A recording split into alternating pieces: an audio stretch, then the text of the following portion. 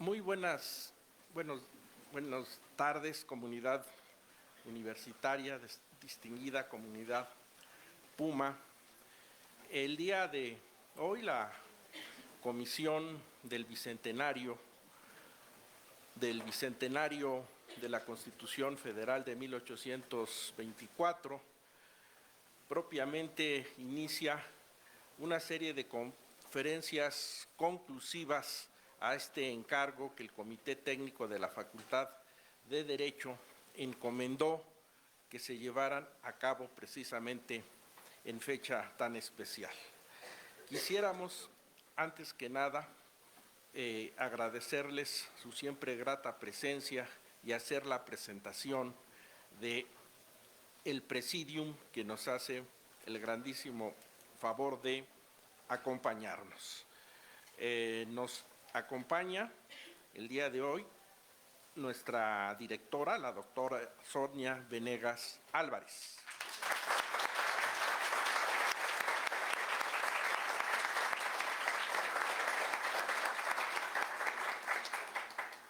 La secretaria general de la propia Facultad de Derecho, la maestra Sara Mispalva León.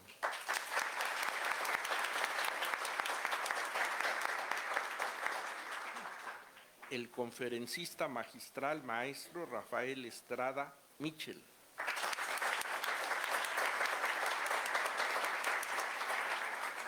Y nuestra estimada maestra Carmela Pérez Vázquez, quien fungirá como comentarista a la misma.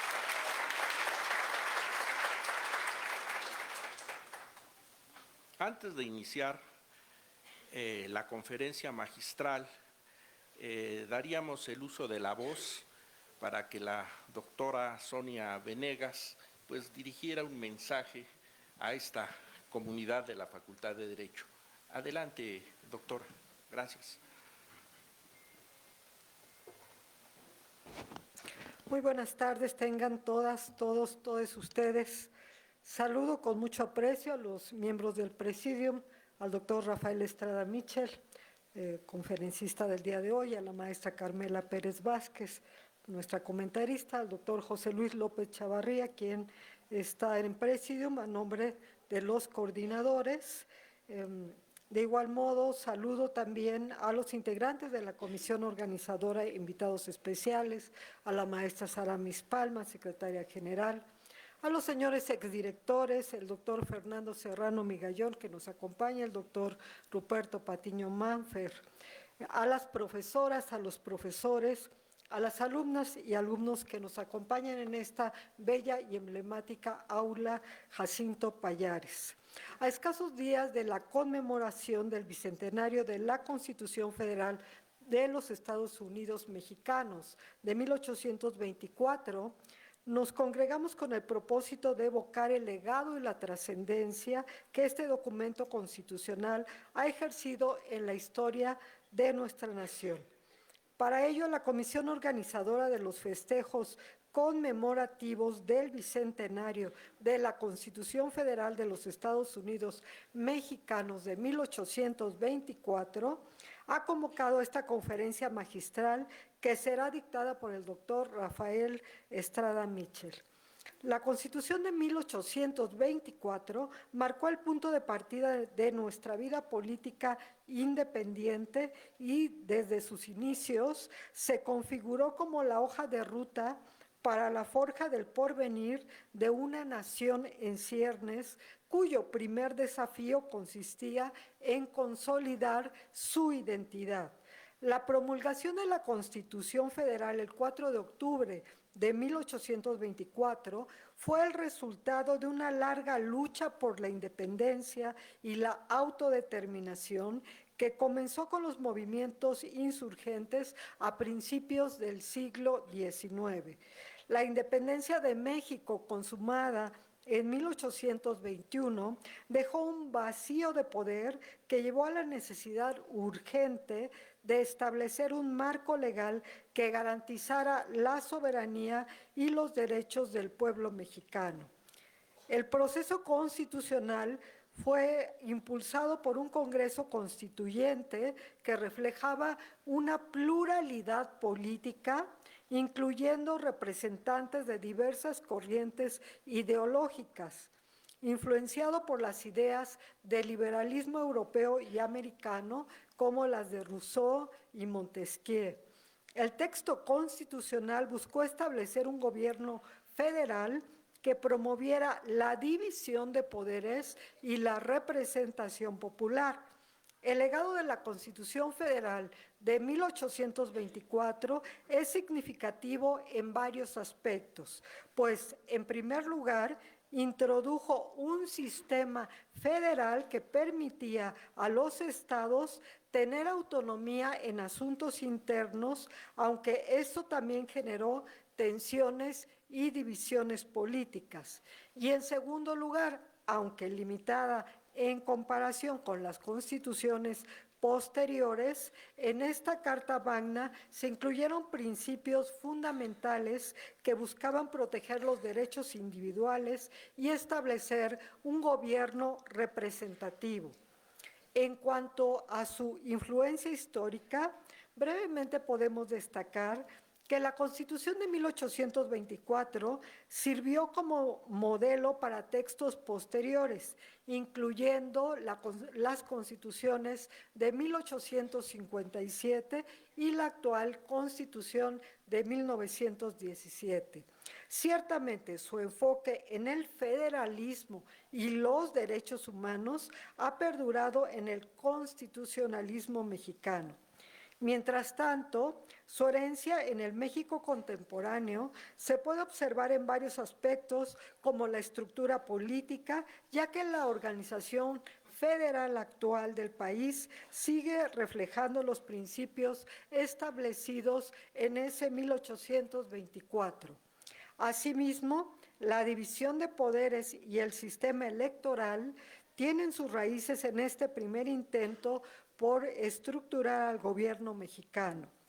En ese mismo sentido, los derechos fundamentales reconocidos hoy tienen sus antecedentes en las luchas iniciadas en esta Constitución, aunque, en efecto, han evolucionado considerablemente. La idea de un gobierno responsable ante sus ciudadanos se ha mantenido como un pilar del sistema democrático mexicano. A 2 siglos de su promulgación, la Constitución de 1824 representa mucho más que un simple documento histórico. Es un testimonio vivo de los ideales que guiaron a México en sus primeros pasos como nación independiente. Conmemorar su bicentenario nos ofrece la oportunidad de reflexionar sobre su legado y recordar que los desafíos que enfrentaron sus redactores siguen vigentes en muchos aspectos de la vida política y social de nuestro país. Sin embargo, a pesar de los avances que esta Constitución inauguró, muchos de los desafíos actuales, como la corrupción política y las profundas desigualdades sociales, por mencionar algunas, son reminiscencias de los conflictos que surgieron tras su promulgación. Los debates en torno a la consolidación de una verdadera democracia y la búsqueda de justicia social siguen siendo fundamentales en el discurso político mexicano. El esfuerzo por superar estos retos y construir un país más equitativo y libre demuestra que la lucha por los ideales de 1824 siguen siendo una tarea pendiente que nos compete a todas y a todos.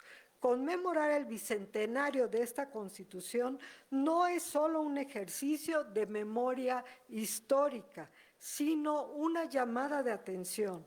La mejor manera de honrar este documento constitucional es continuar con la búsqueda de soluciones a estos problemas estructurales, reafirmando nuestro compromiso con los valores de libertad, justicia y equidad que en su momento se consagraron. Esta conmemoración es además una oportunidad para renovar nuestra convicción de que el proyecto democrático de nuestra nación no está completo y que cada generación debe aportar para su perfeccionamiento.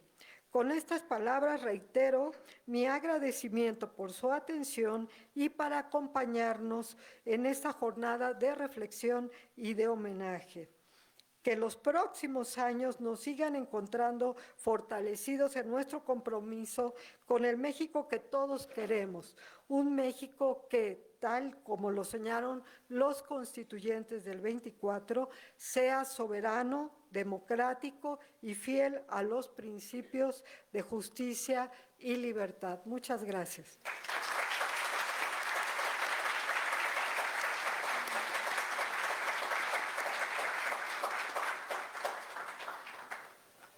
Agradecemos las palabras de la doctora Sonia Venegas Álvarez, directora de nuestra Facultad de Derecho.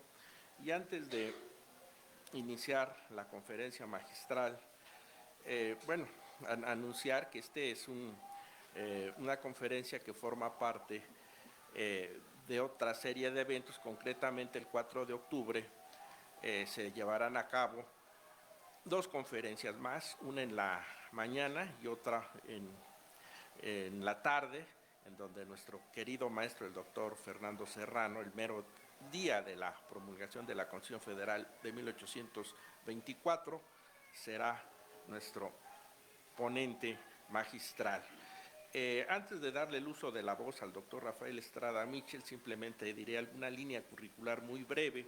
Desde 2004 ha sido profesor de Derecho Público, de Derechos Humanos y de Historia Jurídica aquí en la propia UNAM, entre otras universidades. Tiene el diplomado en Antropología Jurídica por la Escuela Nacional de Antropología e Historia, el grado de doctor en Derecho por la Universidad de Salamanca. Pues es todo un experto en el tema del siglo XIX, entre otros artículos y libros. Sobresalen Monarquía y Nación entre Cádiz, Nueva España, José María Morelos, Nación y Constitución en 1812. Ha sido, junto con el doctor José Ramón Cosío, comentarista de las obras completas del maestro Felipe Tena Ramírez. Recuerdo también su completísima biografía de Fray Servando Teresa de Mier. Sin más, pues dejo en uso de la voz a nuestro conferencista el día de hoy, el maestro Rafael Estrada Mitchell. Adelante, doctor.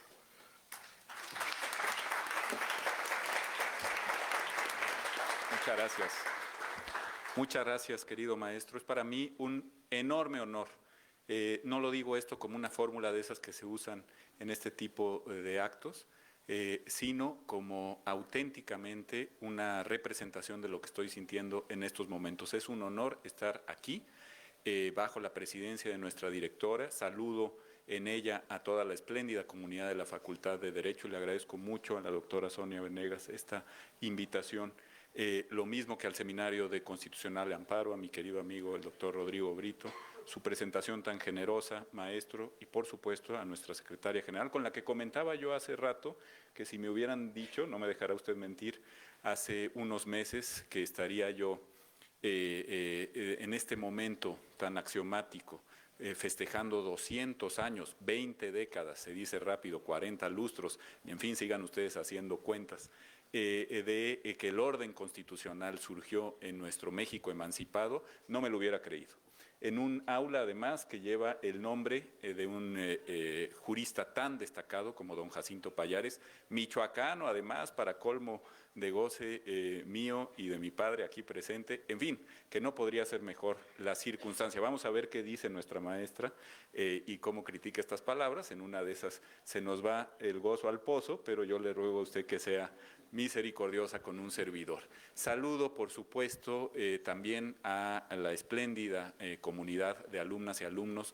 Muchas y muchos de ellos, por fortuna y para orgullo mío, han pasado por mis clases, por mis sencillas clases, iba yo a decir cátedras, pero de ninguna manera lo son, pero he tenido el honor de estar aquí en la Casa de Grandes Constitucionalistas dictando don Fernando, don Ruperto, las clases de constitucional, de teoría del Estado, de teoría constitucional, en fin, de todo lo que viene a cuento con lo que hoy vamos a tratar en el breve espacio, prometo, de 20, 25 minutos, horas iba yo a decir, pero no, minutos.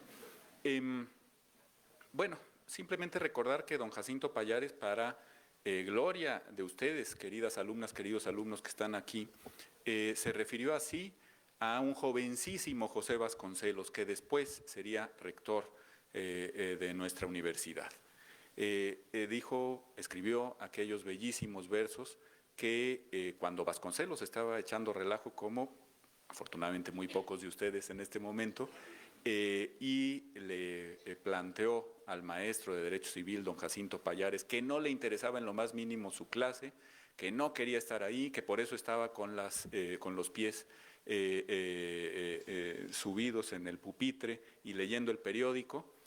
Don Jacinto no dijo nada, gran maestro como era, se retiró y a la siguiente sesión llegó con un verso para Vasconcelos, que decía más o menos así: en la pálida silueta de los cielos se dibuja tu figura, Vasconcelos. Así es que, aunque estas cosas puedan darnos toda la flojera del mundo, aunque sientan ustedes ganas de sacar, pues ya no el periódico, sino lo que existe ahora, que es esto, ¿no?, para ver las noticias del momento, yo les digo, Pallares creyó en Vasconcelos y Vasconcelos llegó hasta donde llegó. Yo creo firmemente en ustedes, estoy absolutamente cierto de que lo mejor que ha tenido nuestro país en estos 200 años es la comunidad estudiosa de México, a la cual nos debemos todas y todos y por la cual debemos experimentar la devoción que hemos jurado en su momento, en términos muy de Pallares y muy de Vasconcelos. Así es que, directora, 1.000.000 de gracias por esta espléndida oportunidad. Brevemente les diré que del orden constitucional de 1824 ha dicho don Fernando Serrano Migallón que es una de las dos grandes constituciones de este país, lo dirá el 4 de octubre cuando se cumplan 200 años exactamente, y en efecto, el orden constitucional mexicano no surgió en Cádiz, no surgió en Apatzingán, en la línea que lo conocemos, sino que surgió en 1824 y después se amplió con una figura que hoy está en grave crisis, pero que sigue siendo la gran figura de nuestra justicia constitucional, el juicio de amparo, que fue recogido en un acta de reformas a la Constitución de 1824. Entonces, dentro de nuestras grandes instituciones que se complementarían con la otra gran Constitución aún hoy vigente de este país, porque no crean que está vigente la de 1917, como nos explica don Fernando, la que está vigente es la de 1857, por expresa disposición del constituyente de Querétaro. Acuérdense que la Constitución de 1917 solo reforma y adiciona a la gran Constitución liberal, la Constitución de 1857. Bueno, en la misma línea y con el juicio de amparo que se salvó en 1857 gracias a otro ilustre michoacano, don Melchor Ocampo, que lo salvó in extremis en la fe de ratas, las instituciones de 24, algunas de las instituciones de 24 siguen vigentes en nuestro país. Y me voy a referir a tres muy concretas que vienen de la gran obra, no, mi querido maestro, de Fray Servando Teresa de Mier, que fue un gran crítico de este diputado del que voy a hablar, del cual era primo y le decía el chato y se burlaba de él cuantas veces podía, sino de uno de los tres grandes José Migueles de nuestra historia constituyente, de la historia de 1812, Cádiz, los tres estuvieron en Cádiz, y de la historia de 1823-24 en el Colegio Máximo de San Pedro y San Pablo, que hoy es un edificio orgullosamente de la Universidad Nacional y que alberga precisamente al Museo de las Constituciones, allá en las calles del Carmen, casi llegando a Tepito, atrás de Catedral y de Palacio Nacional, encontrarán ustedes este espléndido edificio que en su momento fue la Hemeroteca Nacional y el Museo de la Luz. Bueno, pues en ese Museo de las Constituciones se expidió, se discutió, se promulgó el acta constitutiva de la Federación del 31 de enero de 1824 y la Constitución que hoy nos convoca, la Constitución de 1824 en un sentido federal y con el nombre que hasta el momento seguimos portando y que proviene de una imitación, a saber si lógica o extralógica, del constitucionalismo angloamericano, Estados Unidos Mexicanos. Es una constitución federal y republicana, y vuelvo a recordar a Fernando Serrano aquí presente, es la primera vez en el constitucionalismo de habla hispana que se cuestiona en San Pedro y San Pablo, tanto la forma de gobierno, ya no monárquica como había sido en Cádiz, como había sido tan valiantemente en nuestros constituyentes insurgentes, sino decididamente republicana. Es justo hoy reivindicar el espíritu republicano, quizá hoy más que nunca reivindicar el espíritu republicano, y por otro lado, la forma de Estado, la forma de organización del imaginario territorial en sentido federal, ya no unitario ni centralista. 3 José Migueles, qué curioso, ¿no?, que tuvieran el mismo nombre, casi porque habían nacido el mismo día, 29 de septiembre, día de San Miguel, aunque en diferentes años. José Miguel Gordoa, el diputado por Zacatecas a las Cortes de Cádiz y a las Cortes de San Pedro y San Pablo, primero imperiales, después republicanas. El diputado por Tlaxcala, todavía está por escribirse su biografía. Hay un profesor de esta facultad, el doctor José Luis Soberanes, que está en ello y lo estamos esperando con mucha ilusión.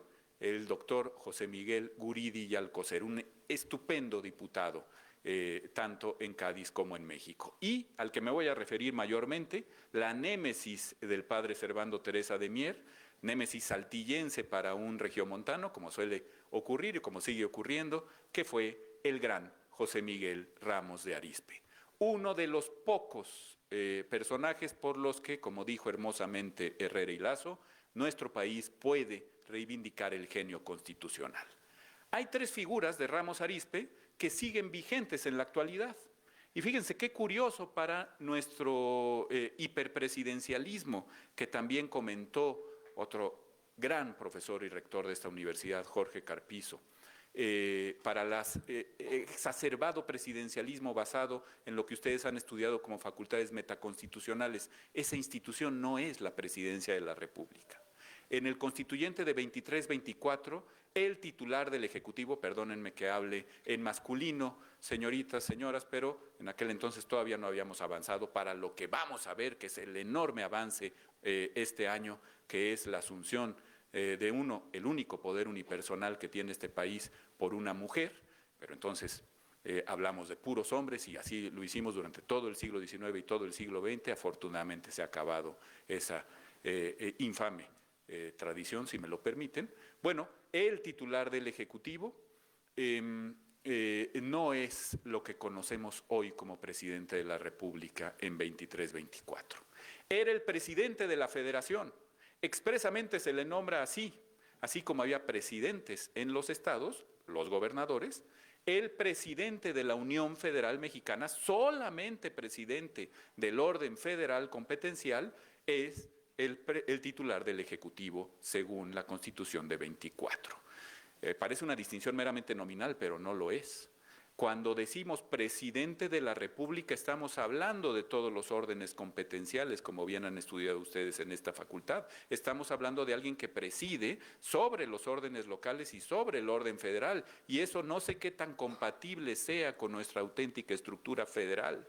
Digamos que es una suerte de presidente general porque es jefe de Estado. En 23 y 24 no estaba claro esto, entre otras cosas porque ya no había un rey ni había un emperador que pudiera encabezar el Estado. Así es que Ramos Arizpe, entre otros, Ramos Arizpe es importante porque preside la Comisión de Constitución, con gran enojo, querido maestro, de su primo Servando Teresa de Mier, que quería, él se imaginaba descendiente nada más y nada menos que de Cuauhtémoc.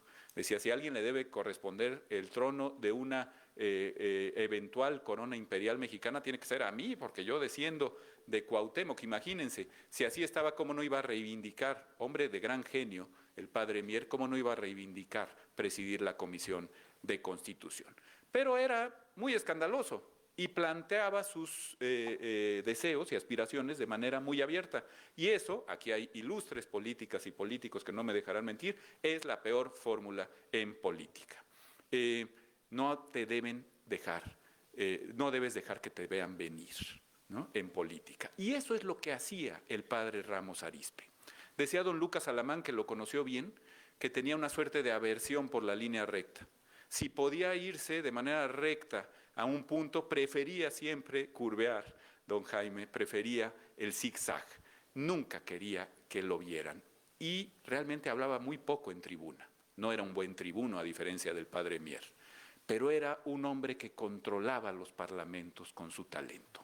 Logró que lo eligieran presidente de la Comisión de Constitución del segundo Congreso Constituyente de este país independiente. Al primero no había logrado llegar porque era diputado en Madrid y no alcanzó a cruzar el Atlántico a tiempo, ya independizado el país conforme al Plan de Iguala, pero sí llega al segundo y se apropia de la discusión constitucional.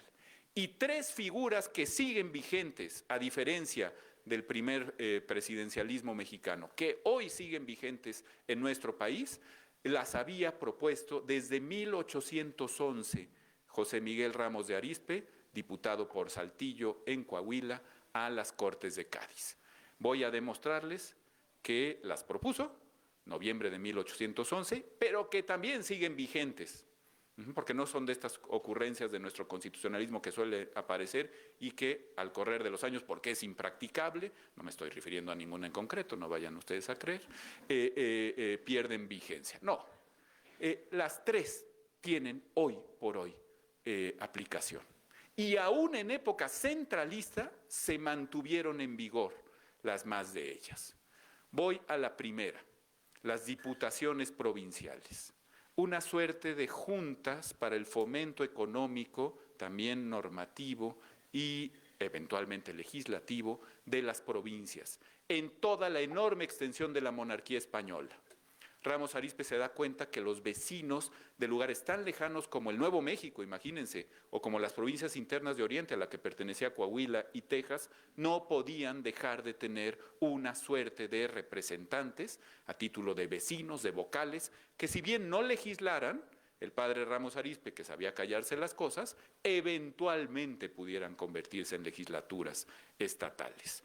Se callaba a tiempo Ramos Arizpe porque la bestia negra de aquel constituyente de Cádiz era precisamente el federalismo. Los españoles peninsulares que dominaban ese constituyente y que dijeron que todos éramos iguales, pero pues así al estilo de Orwell, ¿no? Ya saben, todos los animales son iguales, pero hay unos animales más iguales que otros. Así nos fue a los americanos en aquel constituyente. En realidad la igualdad no estaba demostrada, ni siquiera en el número de los representantes que teníamos. Simplemente piensen que la Nueva España era con diferencia la provincia, el reino más extenso de la monarquía y más poblado, y solo llegó a tener algo así como 55, 60 diputados frente a la enorme cantidad, más de 100 de diputados castellanos, aragoneses y asturianos, andaluces que tuvieron esas Cortes de Cádiz. Bueno, nada más ahí se ve la diferencia. También en otros aspectos como las castas afroamericanas, en fin, con muchas cosas en que francamente quedamos en minoría. Así es que Ramos Arizpe no les dijo que yo quiero federalismo. Simplemente dijo, oye, unas juntitas ahí más o menos que sirvan como para fomentar la economía de las provincias. Mira, estamos muy lejos de Madrid, que además está tomado por Napoleón, estamos muy lejos también de Cádiz. Ponme unas juntitas que no van a tener ningún poder, no te preocupes, no van a hacer las leyes, esas las vas a hacer tú, que eres el parlamento de la monarquía. Nada más unas diputacioncitas provinciales. ¿Qué te parece? Las elegimos nosotros, es más, tú pones al presidente, que se va a llamar jefe político superior de estas diputaciones, ahora que ya no va a haber virreyes. Órale. Y los asturianos, los castellanos, Agustín de Argüelles, el conde de Toreno, en fin, los que dominaban aquellas cortes, dijeron, me parece muy buena idea, ya tenemos ese tipo de juntas y sociedades de amigos del país aquí en la península, ¿por qué no los establecemos para fomentar la actividad económica en Indias? Entonces, primera figura va a reaparecer en lo que les voy a contar, Diputación Provincial. Segunda figura, quizá algunos de ustedes no viven en la alcaldía Álvaro Obregón, o Coajimalpa, o Benito Juárez, o Gustavo Amadero, sino en el municipio de Ecatepec, o de Cuautitlán, o de Texcoco, ¿cierto? Quizá alguno de ustedes. Bueno, pues esos municipios tienen un ayuntamiento constitucional. Y este ayuntamiento se llama constitucional no por la Constitución de 1917, ni por la del 57, ni por la del 36, se llama ayuntamiento constitucional por la Constitución de Cádiz. Y fue en 1812 que el padre Ramos Arizpe obtuvo que en cada lugar donde hubiera más de 1000 almas de vecinos se estableciera un ayuntamiento. Dice la doctora Josefina Zoraida Vázquez, esto implicó que de 40 y pocos ayuntamientos que tenía solo para repúblicas de españoles, como se decía entonces, la Nueva España, pasáramos a más de 1,000. Vean ustedes el mapa del Estado de México o el mapa de Oaxaca. Las parcialidades de naturales, que obviamente tenían más de 1,000 almas, se convirtieron en ayuntamientos constitucionales. Y se juró en la Plaza de la Constitución.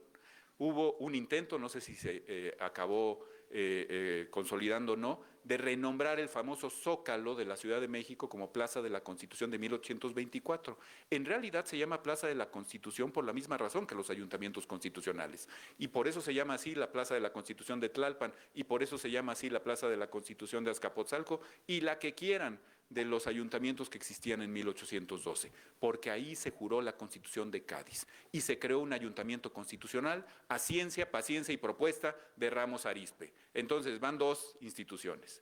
Y va la tercera y más importante para los tiempos que vivimos, la audiencia provincial.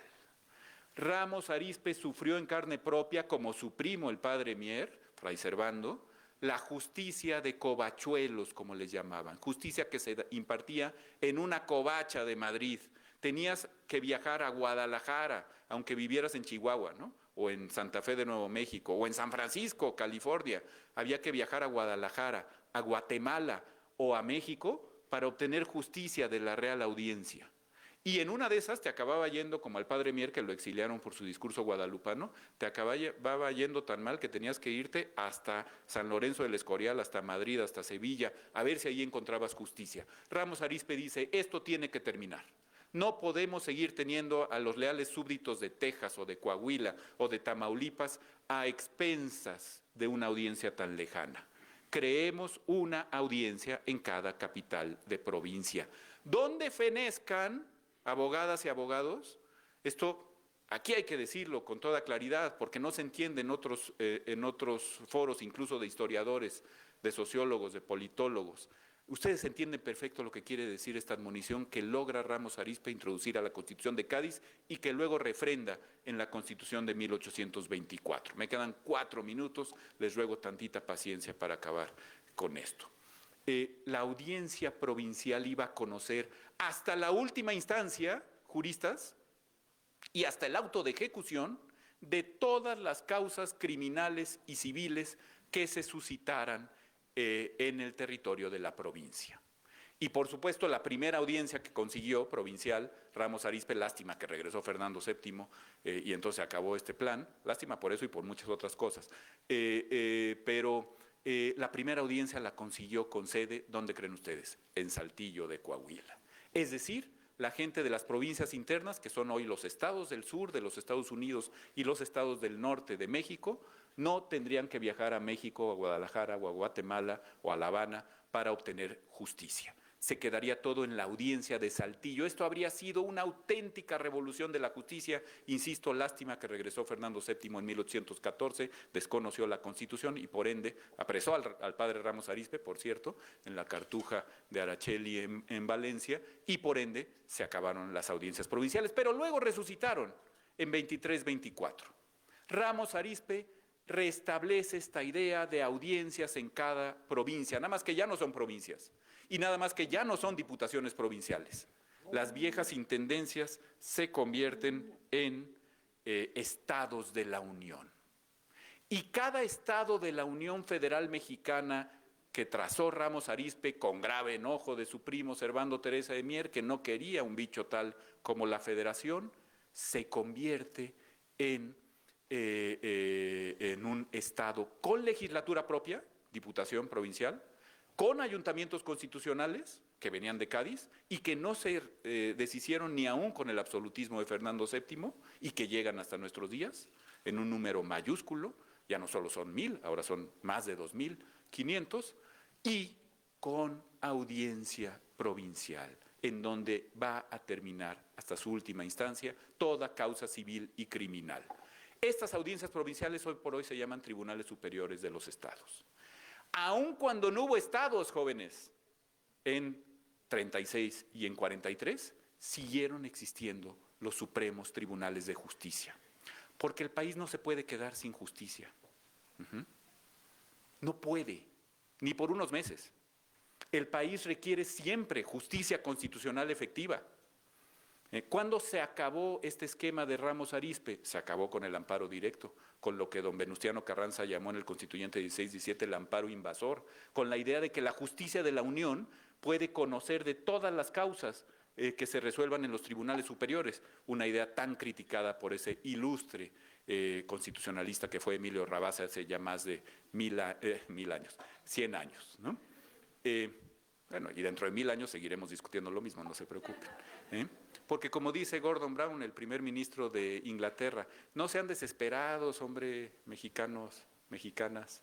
El asunto del Estado de Derecho es problemático los primeros 500 años, ya después como sea, ¿no? Bueno,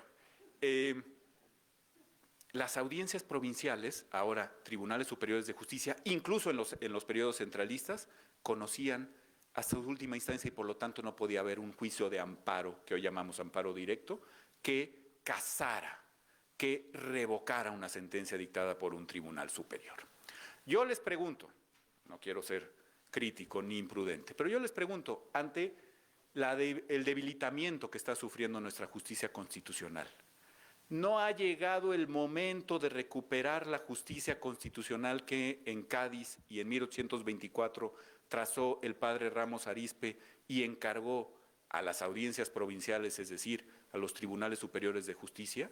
¿No es el momento de la justicia constitucional local?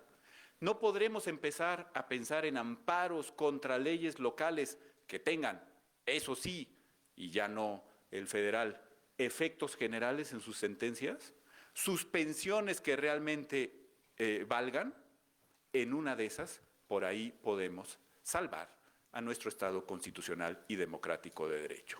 Y habrá que reconocérselo a un personaje que a 200 años de su magna obra, prácticamente nadie, con excepción de esta ilustre casa de estudios, la Universidad de la Nación, que saludó Rabasa en el Constituyente 24, el propio Emilio Rabasa decía, qué buen constituyente este de Ramos Arizpe, que no hizo concesiones a la metafísica rusoniana, que no habló de soberanía popular, sino soberanía de la nación. Yo no sé si eso es bueno o malo, pero a Rabasa le parecía muy bueno. Y creo que el Constituyente 24 hizo una enorme aportación entendiendo que nacionales de México somos todas y todos, no solo los que hemos nacido aquí, sino como dice el Plan de Iguala, los que decidimos, europeos, africanos o asiáticos, poner nuestra morada en este bello país de las delicias, como se decía entonces, con mucha arrogancia, por cierto. Todos quienes tenemos que ver con el sistema de la Unión Federal Mexicana, y por ello me refiero también a los órdenes jurídicos locales coextensos, tenemos el derecho a tener una justicia efectiva, una justicia constitucional efectiva, una justicia que pare los arrebatos del poder arbitrario en el momento en que es necesario para que no se consumen de manera irreparable, una justicia que tenga efectos generales y que nos quite el negocio a los abogados. Eso es lo que necesitamos.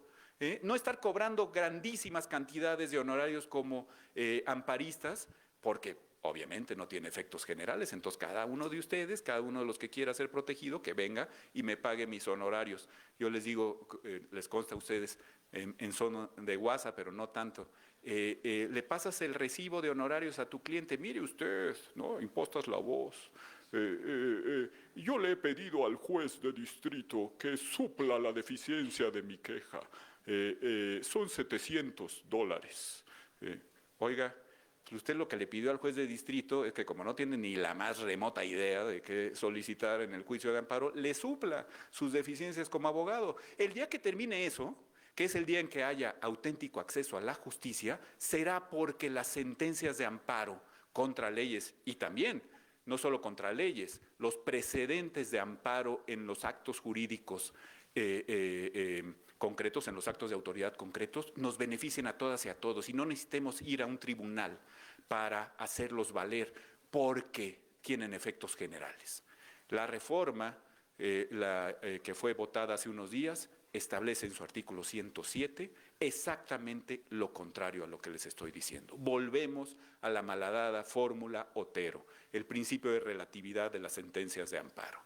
No será, espero, que el caso de que ninguna digna hija e hijo de esta Facultad de Derecho, la más importante de América Latina, sea culpable de eso.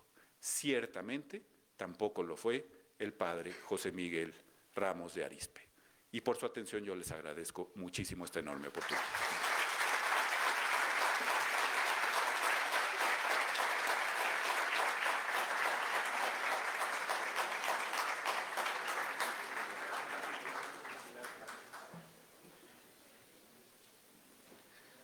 Agradecemos al doctor Rafael Estrada Mitchell por su espléndida participación. Y damos el uso de la voz a nuestra estimada maestra Carmela Pérez Vázquez, quien realizará los comentarios respectivos. La maestra Carmela Pérez Vázquez es profesora de la asignatura Historia del Derecho Mexicano, ha impartido también historiografía jurídica, es una profesora adscrita al Seminario de Derecho Constitucional y actualmente es miembro, consejera técnica de la Facultad de Derecho. Adelante, estimada maestra.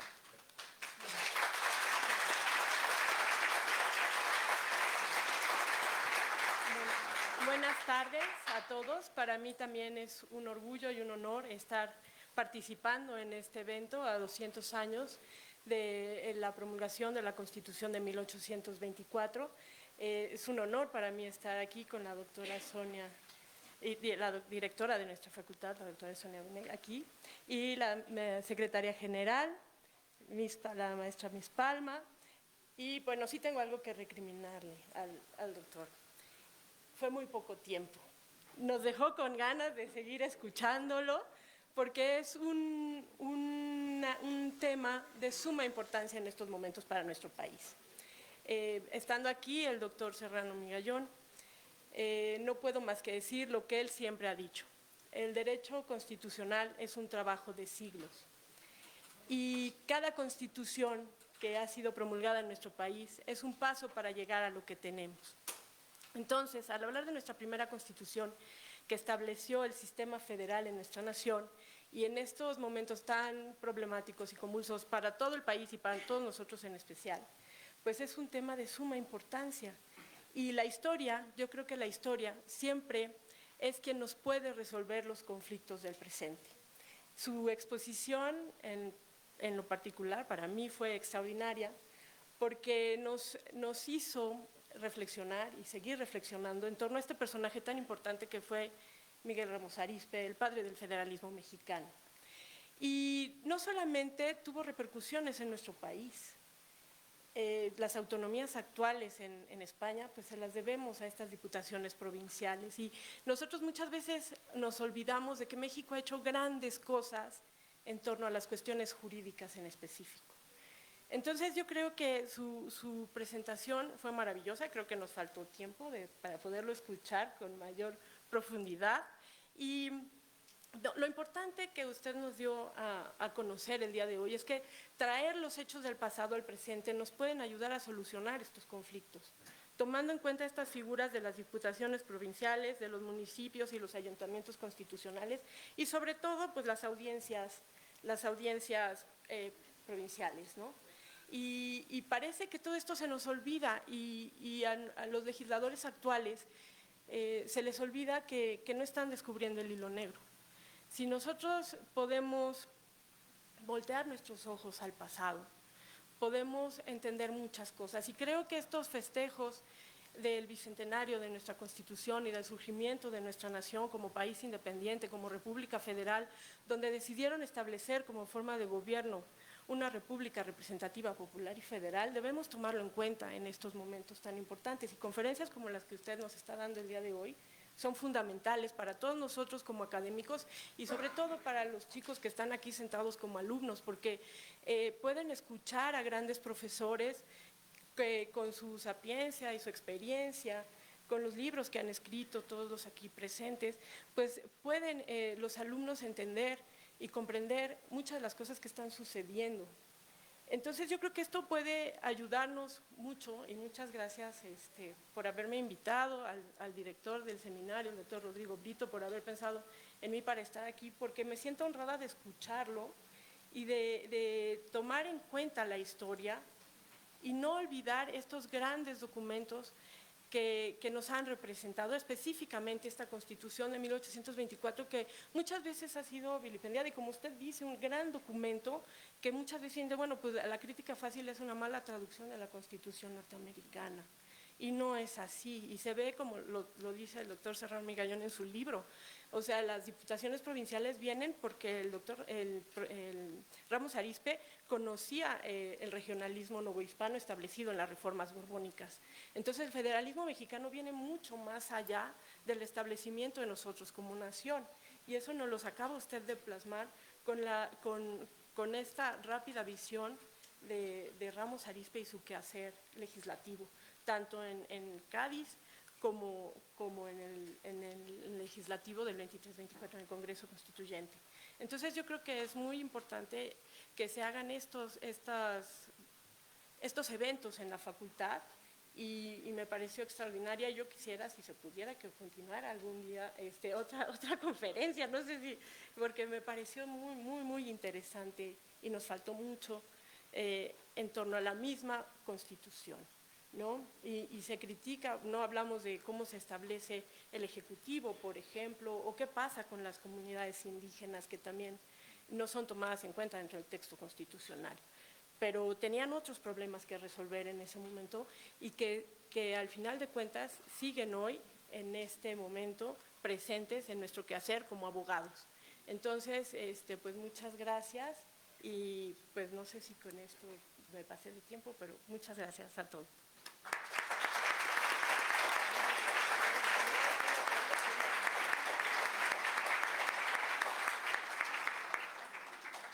Pues agradecemos muy cumplidamente estas reflexiones finales de la maestra Pérez Vázquez, nuestro también reiterado agradecimiento al doctor Rafael Estrada Mitchell por esta brillantísima conferencia magistral, a nuestras autoridades de esta Facultad de Derecho por acompañarnos en este evento conmemorativo del Bicentenario de la Constitución Federal de 1824, a ustedes por su siempre grata presencia, y no me queda pues más que emplazarnos para esa gran fecha de fechas, que es el próximo 4 de octubre, y que estén atentos a las distintas plataformas digitales con que cuenta la facultad, porque ahí señalaremos el horario ¿no? y el auditorio en el cual se llevarán a cabo estas jornadas